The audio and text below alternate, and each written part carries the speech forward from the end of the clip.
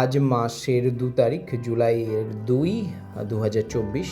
আমার হাতে রয়েছে দেশ পাক্ষিক পত্রিকা। প্রচ্ছদটি অসাধারণ এবং আমরা চলে যাব সূচিপত্রে। আর সূচিপত্রে রয়েছে, দেখে নিই,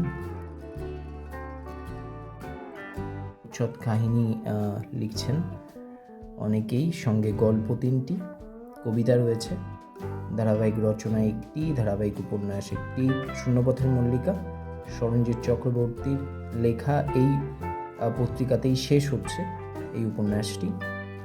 দেশ পাক্ষিক পত্রিকার মূল্য 35 টাকা, এখানে লেখা আছে, দেখে নাও।